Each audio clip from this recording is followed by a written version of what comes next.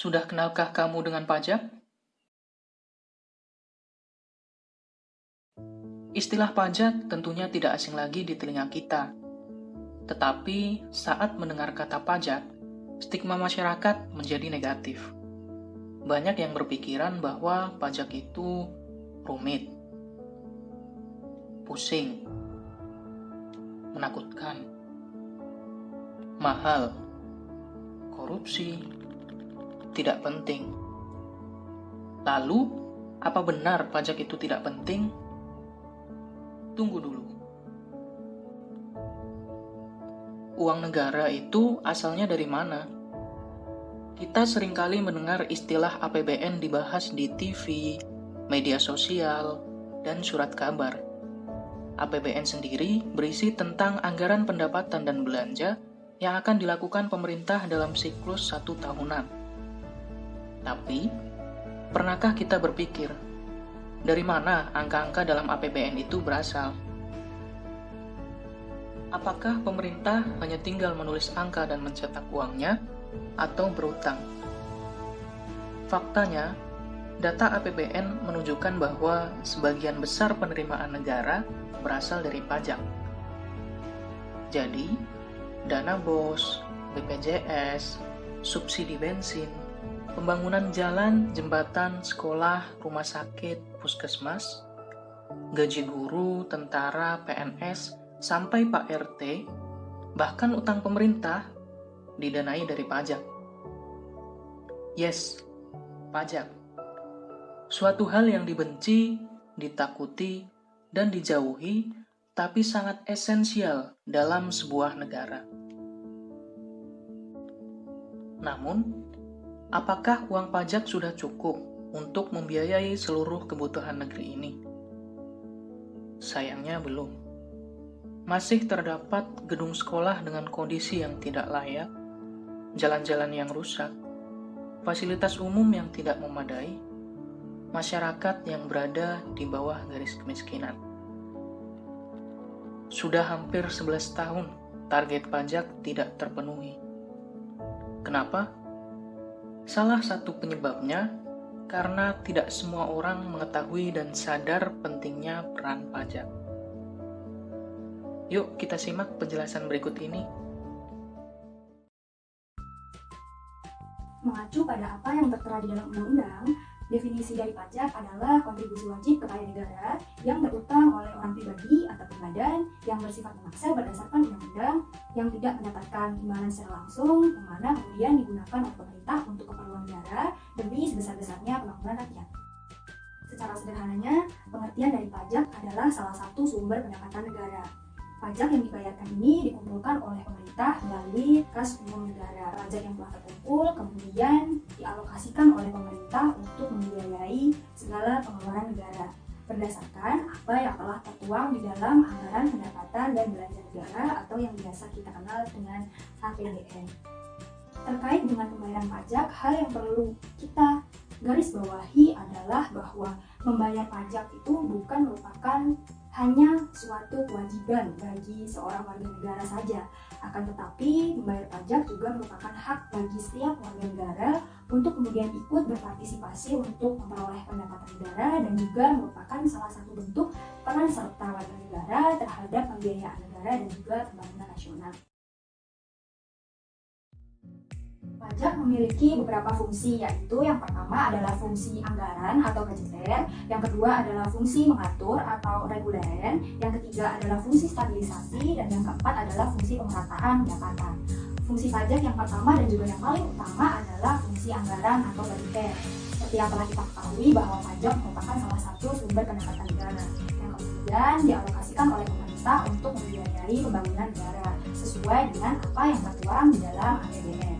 Fungsi yang kedua adalah fungsi mengatur. Pajak dapat digunakan bagi pemerintah untuk mengatur atau melaksanakan kebijakan yang telah dibuat dalam bidang sosial dan juga ekonomi. Sebagai contoh dalam bidang ekonomi, misalkan pemerintah sedang ingin mengatur konsumsi barang-barang tertentu. Sebagai contoh adalah alkohol dan juga rokok. Karena kedua barang tersebut dinilai memiliki banyak dampak negatif bagi masyarakat. Dari kebijakan tersebut, kemudian digunakanlah pajak sebagai alat untuk mengatur konsumsi alkohol dan juga rokok sehingga jumlah konsumsi dalam masyarakat dapat menurun. Fungsi yang ketiga adalah fungsi stabilisasi. Fungsi ini erat kaitannya dengan bagaimana pajak mengendalikan perekonomian negara. Misalnya, tarif pajak atas konsumsi sedang tinggi, maka konsumsi akan berkurang karena masyarakat enggan membeli barang atau jasa. Akibatnya, pertumbuhan ekonomi negara dapat melambat. Sebaliknya, apabila tarif pajak atas konsumsi rendah, maka daya beli masyarakat tinggi dan juga laju perekonomian dapat meningkat. Fungsi pajak yang keempat adalah fungsi pemerataan pendapatan. Pajak yang telah terkumpul kemudian digunakan oleh pemerintah untuk melaksanakan pembangunan negara. Dari pelaksanaan pembangunan ini dapat tercipta lapangan pekerjaan baru sehingga dapat mengurangi pengangguran dan juga meningkatkan pendapatan dari masyarakat sendiri. Sebenarnya siapapun bisa membayar pajak. Setiap orang yang berpotensi untuk menjadi pembayar pajak ini dikenal dengan istilah subjek pajak. Akan tetapi ada beberapa hal di dalam undang-undang yang menentukan kapan seorang subjek pajak ini dikenai kewajiban untuk membayar pajak, yang kemudian kita kenal dengan istilah wajib pajak. Dikatakan sebagai wajib pajak apabila seorang subjek pajak ini telah memenuhi dua syarat, yaitu syarat subjektif dan juga syarat objektif. Syarat subjektif ini merupakan syarat apabila subjek pajak ini memenuhi satu di antara definisi subjek pajak, yaitu yang pertama adalah orang pribadi, yang kedua adalah warisan yang belum terbagi sebagai salah satu kesatuan pembangunan yang berhak, yang ketiga adalah badan, dan yang keempat adalah bentuk usaha tetap. Syarat-syarat ini tertera dalam undang-undang pada pasal 2 Undang-Undang PPH. Syarat objektif sendiri adalah syarat apabila seseorang atau subjek pajak ini telah memiliki penghasilan dengan batasan tertentu, yaitu apabila dalam 1 bulan telah memiliki penghasilan di atas 4,5 juta ataupun apabila diakumulasikan dalam 1 tahun telah melebihi 54 juta. Ketika syarat subjektif dan juga objektif telah terpenuhi, maka timbul kewajiban-kewajiban perpajakan yang harus dilaksanakan. Kewajiban yang pertama ialah kewajiban untuk mendaftarkan diri untuk memperoleh nomor pokok wajib pajak atau yang kemudian kita kenal sebagai NPWP. NPWP ini nanti akan menjadi suatu identitas diri bagi tiap-tiap wajib pajak. Kewajiban yang kedua adalah kewajiban untuk membayar pajak. Tentunya dalam mengenakan pajak, negara tidak serta-merta mengenakan pajak dengan jumlah yang sama untuk tiap-tiap wajib pajaknya. Akan tetapi, terdapat perhitungan khusus bagi tiap-tiap wajib pajak dengan memperhitungkan besarnya penghasilan yang diperoleh. Kemudian, kewajiban yang ketiga adalah kewajiban untuk melaporkan pajak, yang mana wajib pajak harus melaporkan kewajiban perpajakan yang sudah dilaksanakan dalam 1 tahun. Sebagai informasi bagi teman-teman, sistem pajak yang kita anut dalam negara Indonesia ini adalah sistem pajak yang disebut dengan self-assessment. Artinya wajib pajak melakukan pendaftaran, penghitungan, pembayaran, dan juga pelaporan pajak secara mandiri. Jadi tidak menunggu surat perintah atau surat himbauan dari kantor pajak. Jadi harus diingat ya teman-teman. Pembayaran pajak dilakukan melalui 2 mekanisme. Yang pertama adalah mekanisme pemotongan dan juga pemungutan. Yang kedua adalah mekanisme setor sendiri. Jika nantinya teman-teman bekerja sebagai pegawai atau karyawan saja, maka teman-teman akan melaksanakan kewajiban perpajakan melalui mekanisme pemotongan atau pemungutan yang akan dilakukan oleh pemberi kerja. Apabila nantinya teman-teman tidak hanya mendapatkan penghasilan dari pegawai atau karyawan saja, maka teman-teman bisa melaksanakan kewajiban pembayaran pajak melalui mekanisme setor sendiri, yaitu teman-teman bisa setor sendiri pajak teman-teman melalui bank persepsi ataupun kantor pos. Di era modern ini sudah tersedia berbagai kemudahan dalam membayar pajak. Jadi pajak tidak hanya bisa dibayar melalui bank ataupun kantor pos saja. Teman-teman juga bisa melaksanakan pembayaran pajak melalui mesin ATM, mobile banking, internet banking, dan juga mesin EDC. Jadi perlu diingat ya, kalau bayar pajak bukan di kantor pajak.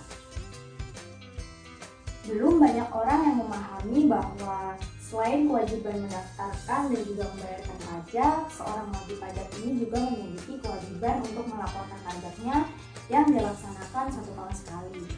Kebanyakan wajib pajak ini menganggap bahwa ketika mereka sudah membayar pajak, maka kewajiban perpajakannya sudah selesai. Padahal tetap ada kewajiban untuk melaporkan pembayaran pajak tersebut. Lalu bagaimana cara pelaporan pajak? Bagi teman-teman generasi milenial tentunya sudah sangat akrab dengan penggunaan teknologi.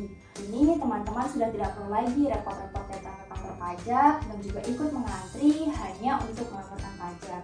teman-teman bisa melakukan pelaporan pajak secara online melalui situs DJP online kapanpun dan dimanapun teman-teman mau. Tapi perlu diingat ya, pelaporan pajak ini ada batasnya loh teman-teman. Apabila teman-teman mau melaporkan pajaknya menggunakan surat pemberitahuan tahunan untuk orang pribadi atau untuk diri teman-teman sendiri, maka batas waktu pelaporannya adalah tanggal 31 Maret tahun berikutnya. Sebagai contoh, teman-teman ingin melaporkan kewajiban pajakan menggunakan surat pemberitahuan tahunan untuk tahun 2020, maka batas pelaporannya adalah tanggal 31 Maret tahun 2021. Nah, sekarang sudah tahu kan apa itu pajak dan manfaatnya untuk kita semua? Sebagai generasi yang nantinya akan memimpin negara, sudah selayaknya teman-teman tahu bahwa sampai dengan saat ini, fondasi utama pembangunan negara ini berasal dari pajak. Segala fasilitas umum, pelayanan kesehatan, bahkan pertahanan dan keamanan negara tidak akan terselenggara tanpa adanya pajak. Jika kelak teman-teman bisa menjadi seorang wajib pajak yang patuh, bukankah itu artinya teman-teman sudah ikut terlibat untuk membangun negara?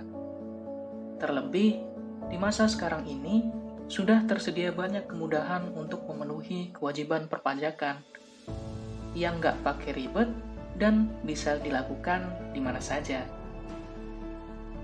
So, siapa bilang pajak itu memberatkan? Generasi emas, generasi sadar pajak. Milenial sadar pajak, keren!